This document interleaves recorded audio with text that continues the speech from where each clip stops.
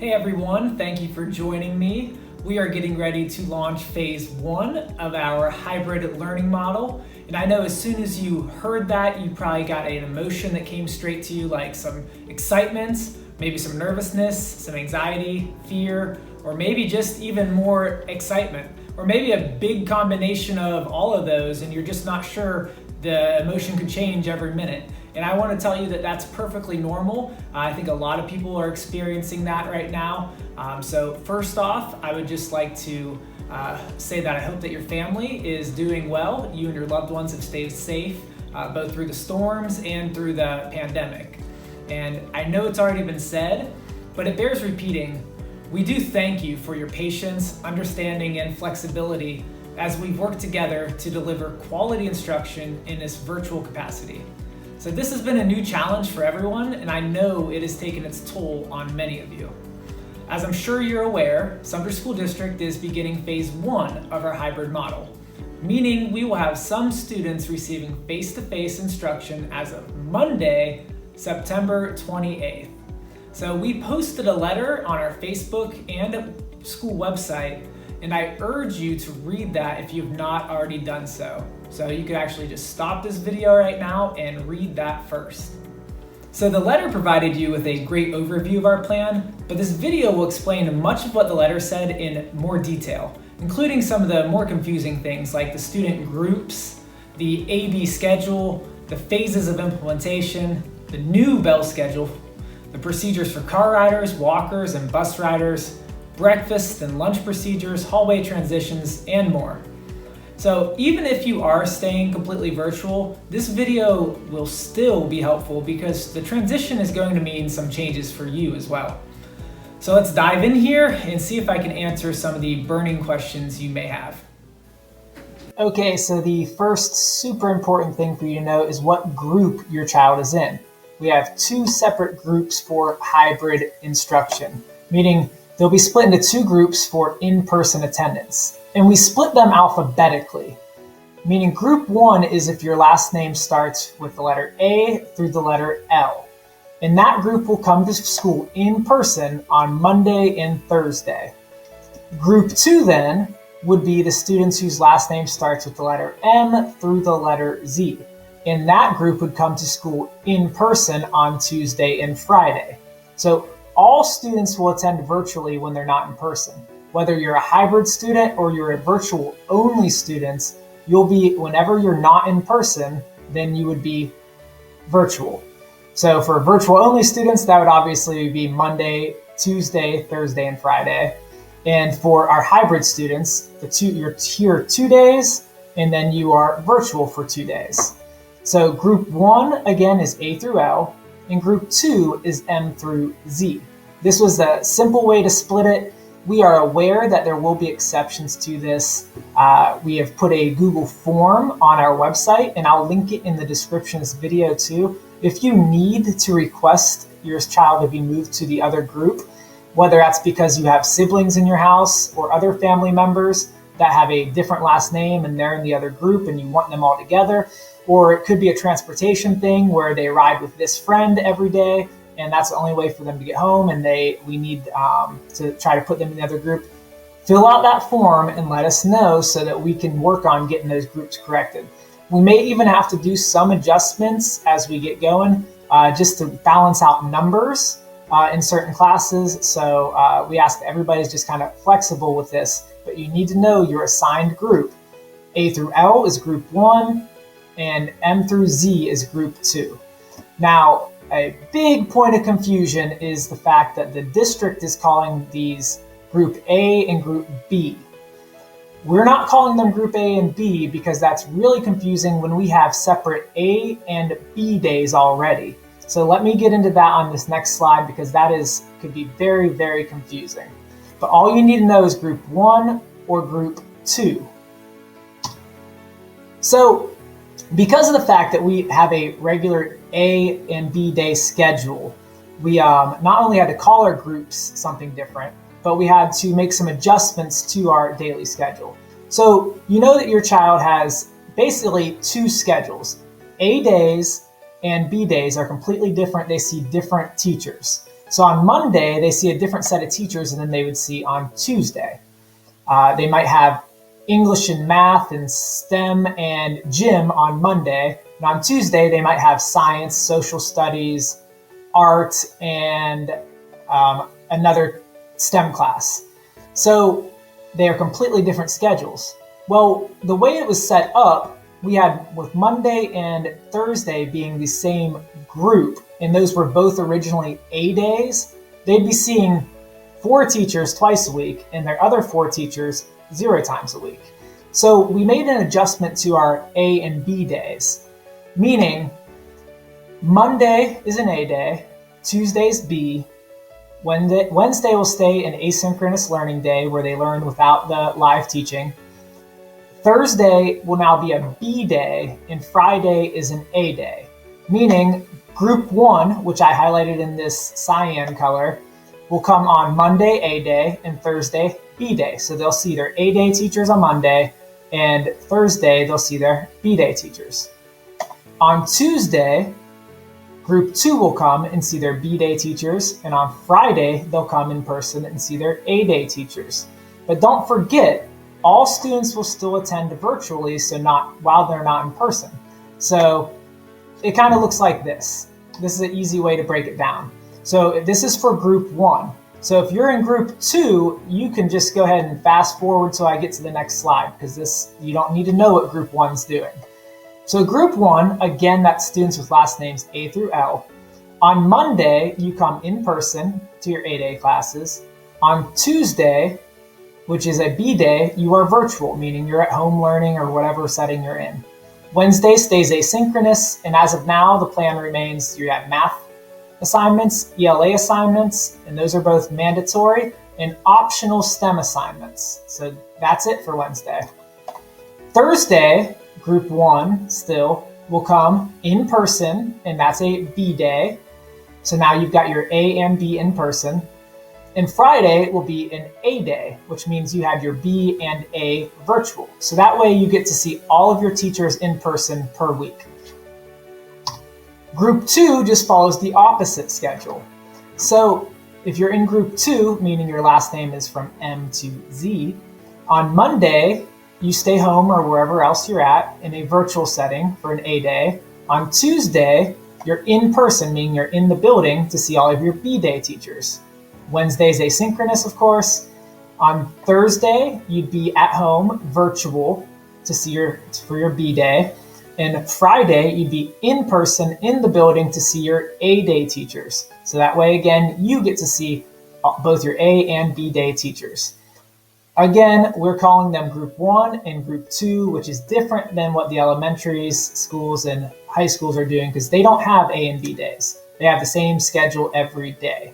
And there's definitely some advantages to having the A and B day schedule, which you'll see when we show the Bell schedule later. But I do realize that the disadvantages, it could be a little confusing sometimes. But if you just get this down, knowing if you're in group 1 or group 2, once you have that down, it's not a problem. All right, so the next big thing is understanding these implementation phases. And we are aware that the phases actually switched from what was in the district's original plan. And now phase 1 is English language learners and any student who receives special education services. Whether that's an IEP or a 504, it doesn't matter what the services are. Any special education services can come during phase 1. But you only come for your correct group. Meaning Monday, the 28th, is when group 1 would start. Tuesday, the 29th, is when group 2 would start, because that follows this schedule where group 1 is in person on Monday. Group 2 is not in person until Tuesday, and they would just follow that schedule from there. So that is phase 1, only for English language learners and any student who receives special education services. Now, phase 2 is our 6th grade students, and there is no date set. I'm gonna go ahead and just say it because I know a lot of dates have been floating out there. That yes, there have been some tentative dates that have been discussed, and I believe that October 15th has been something that your student might have heard. As of now, no data set because that is dependent upon information from DHEC and the State Department of Education and some other factors within the school district. But no data set as of now, but those tentative dates that they may have heard, we are cautiously hopeful that we'll be able to move to phase 2 at that time. Phase 3 would happen most likely a week after phase 2, and that would be for 7th grade students. Again, I say most likely a week after because it's all dependent upon information from DHEC and the State Department of Education. So then phase 4 would be the 8th grade students. And again, no data set. We hope to have that roll out a week after phase 3. So one confusing thing about phases is that some people had thought that when phase 2 starts, that means the students from phase 1 would stay home, and then phase 3 starts, the students from 2 would stay home. It doesn't work like that. What we do, it's like a snowball effect. When phase 1 starts, it's just phase 1. When 2 starts, it's 1 and 2. When 3 starts, it's 1, 2, and 3. When 4 starts, it's 1, 2, 3, and 4, all together.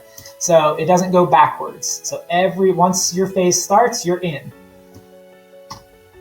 And this was a little graphic the district made just to help you kind of understand the phases.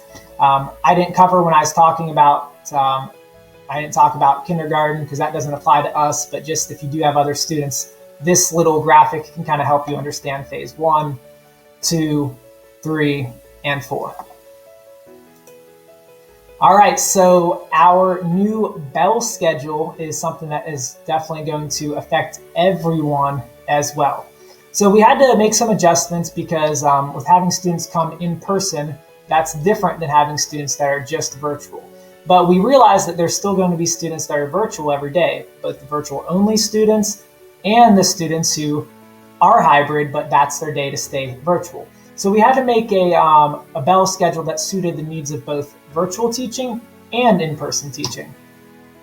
So this is what we came up with, and this is our schedule again for hybrid and virtual only students. So this is for all students. I'll say it probably a bunch more times because it's really important that you understand that.